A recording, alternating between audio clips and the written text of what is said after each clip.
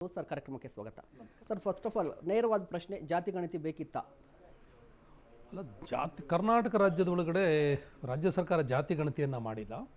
ಜಾತಿ ಗಣತಿಯನ್ನು ಮಾಡೋದಕ್ಕೆ ದೇಶದ ಒಳಗಡೆ ಕಾನೂನಲ್ಲಿ ಅವಕಾಶವೂ ಕೂಡ ಇಲ್ಲ. ನನಗೆ ತಿಳಿದಿರೋ ಮಾಹಿತಿ ಪ್ರಕಾರ ಕರ್ನಾಟಕ ರಾಜ್ಯ ಸರ್ಕಾರ ಶೈಕ್ಷಣಿಕ, ಸಾಮಾಜಿಕ, ಆರ್ಥಿಕ ಸಮೀಕ್ಷೆಯನ್ನು ಮಾಡಿದೆ. ಆ ಸಮೀಕ್ಷೆಯ ವರದಿ ಕುರಿತಂತೆ ಬಹುಶಃ ಇವತ್ತು ನಮ್ಮ ಎದುರುಗಡೆ ಚರ್ಚೆಗಳು ಇದ್ದಾವೆ. ಭಾಳ ಮುಖ್ಯವಾಗಿ ಹೇಳೋದಾದರೆ, ನ್ಯಾಯವಾದಿ ಕಾಂತರಾಜ್ ಅವರ ನೇತೃತ್ವದಲ್ಲಿ ಏನು ಆಯೋಗ ಮಾಡ್ತು, ಆ ಆಯೋಗ ಒಂದು ಐತಿಹಾಸಿಕವಾದಂಥ ಕೆಲಸವನ್ನು ಮಾಡಿದೆ.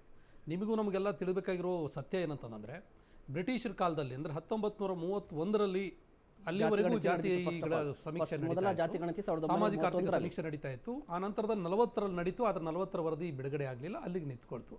ಸ್ವಾತಂತ್ರ್ಯದ ನಂತರದಲ್ಲಿ ಅದು ಎಲ್ಲಿಯೂ ಕೂಡ ಆ ನಂತರದಲ್ಲಿ ಯಾವ ರಾಜ್ಯ ಸರ್ಕಾರಗಳು ಅದನ್ನು ಮಾಡಲಿಲ್ಲ. ಆದರೆ ಕರ್ನಾಟಕ ರಾಜ್ಯ ಸರ್ಕಾರ ಒಂದು ಸಾಮಾಜಿಕ ಸಮೀಕ್ಷೆಯನ್ನು ಮಾಡಬೇಕನ್ನೋ ಕಾರಣಕ್ಕಾಗಿ ಸುಮಾರು 56 ಪ್ರಶ್ನೆಗಳನ್ನು ಇಟ್ಟುಕೊಂಡು, ಆ 56 ಪ್ರಶ್ನೆಗಳ ಮಾದರಿಯನ್ನು ಮಾಡಿಕೊಂಡು ಜಿಲ್ಲಾಡಳಿತ, ತಾಲೂಕಾಡಳಿತ, ಶಿಕ್ಷಕರು, ಹೀಗೆ ವಿವಿಧ ಕ್ಷೇತ್ರದ ಗಣ್ಯರನ್ನು ಇಟ್ಟುಕೊಂಡು ಒಂದು ಸಮೀಕ್ಷೆಯನ್ನು ಮಾಡಿದ್ದಾರೆ. ಈ ಸಮೀಕ್ಷೆಯಲ್ಲಿ ಭಾಳ ಮುಖ್ಯವಾಗಿ ಶೈಕ್ಷಣಿಕ ಹಿಂದುಳಿದಿರುವಿಕೆ, ಸಾಮಾಜಿಕ ಹಿಂದುಳಿದಿರುವಿಕೆ, ಔದ್ಯೋಗಿಕ ಪ್ರಶ್ನೆಗಳು, ಭೂಮಿ ಇದೆಯಾ, ಆರೋಗ್ಯದ ಪ್ರಶ್ನೆ, ವಲಸೆ ಪ್ರಶ್ನೆ, ಈ ಎಲ್ಲ ಅನೇಕ ಪ್ರಶ್ನೆಗಳು ಅದರೊಳಗಡೆ ಬಂದಿದ್ದಾವೆ. ಅವನ್ನೆಲ್ಲವನ್ನು ಸಮೀಕ್ಷೆ ಮಾಡಿ ಕಾಂತರಾಜ್ ಅವರು ವರದಿಯನ್ನು ತಯಾರು ಮಾಡಿದರು. ಅದು ಕಾರಣಾಂತರದಿಂದ ಮೊನ್ನೆ ಕುಮಾರಸ್ವಾಮಿ ಅವರು ಮುಖ್ಯಮಂತ್ರಿ ಇದ್ದಾಗ ಅದನ್ನು ಸ್ವೀಕಾರ ಮಾಡಲಿಲ್ಲ. ಅನಂತರದಲ್ಲಿ ಅವರು ಅವಧಿ ಮುಗಿತು. ಜಾತಿ ಗಣತಿಗೆ ಸಂಬಂಧಪಟ್ಟಂತೆ ಒಂದಿಷ್ಟು ವಿರೋಧದ ಮಾತು ಬರ್ತಾ ಇರುವಂಥದ್ದು. ಈಗ ಅಹಿಂದ ನಾಯಕರಾಗಿ ನೀವು ಏನು ಹೇಳ್ತೀರಾ? ಜಾತಿ ಗಣತಿ ಬೇಕಿತ್ತಾ? ಯಾವ ಕಾರಣಕ್ಕೆ ಬೇಕಿತ್ತು? ನೋಡಿ, ನಮ್ಮ ಭಾರತ ದೇಶದ ಒಳಗಡೆ 4632 ಜಾತಿಗಳಿದ್ದಾವೆ. ಕರ್ನಾಟಕದಲ್ಲೂ ಕೂಡ 1600-800 ಜಾತಿ ಜನ ನಾವೆಲ್ಲ ಸಹೋದರರಾಗಿ ಬದುಕ್ತಾ ಇದ್ದೀವಿ.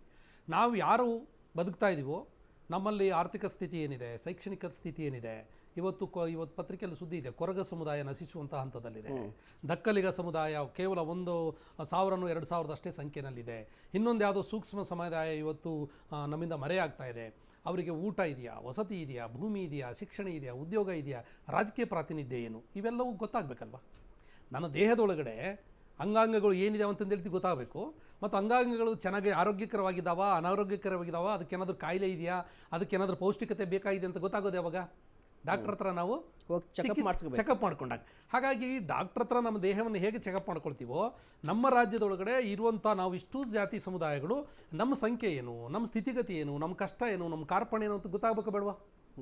ಗೊತ್ತಾಗಬೇಕು ಬೇಡವಾ ಅಲ್ವಾ? ಗೊತ್ತಾಗಬೇಕಂತಂದ್ರೆ ಹೇಗೆ ಗೊತ್ತಾಗೋದು? ಒಂದು ಚೆಕಪ್ ಮಾಡಲೇಬೇಕು, ಒಂದು ತನಿಖೆ ಆಗಲೇಬೇಕು, ಒಂದು ವರದಿ ಬೇಕೇ ಬೇಕು ಅದಕ್ಕೆ. ಹಾಗಾಗಿ ವರದಿಯ ಭಾಗವಾಗಿ ಇದನ್ನು ಬಹುಶಃ ರಾಜ್ಯ ಸರ್ಕಾರ ಮಾಡಿದ್ದಾರೆ. ನಾನು ಈ ಕಾಂತರಾಜ್ ಅವ್ರ ವರದಿ ಇದೇ ಸರ್ವೋತ್ತಮ, ಇದು ಭಾರಿ ಶ್ರೇಷ್ಠವಾಗಿದೆ, ಇದು ಭಾಳ ಕರೆಕ್ಟಾಗಿದೆ ಅಂತಂದ್ರೆ ಹೇಳಲ್ಲ. ಯಾಕೆ ಹೇಳಲ್ಲ ಅಂತಂದ್ರೆ ಗೊತ್ತಿಲ್ಲ ಅದ್ರ ಏನೊಳಗಡೆ ಏನಿದೆ ಅಂತ. ಈಗ ಮಾಹಿತಿ ಇರೋದೇನೋ ಸುಮಾರು 500-600 ಪುಟಗಳಷ್ಟು ಇರುವಂತಹ ವರದಿಯನ್ನು ಸರ್ ನೀವು ಹೇಳ್ತಾ ಇದ್ರಿ, ಅದ್ರ ವರದಿಯಲ್ಲಿ ಏನಿದೆ ಗೊತ್ತಿಲ್ಲ ಅಂತ ಹೇಳ್ತಾ ಇದ್ರು. ಈಗ ನಾಗರಾಜ್ ಸರ್ ಹೇಳ್ತಾ ಇದ್ರು ಅದು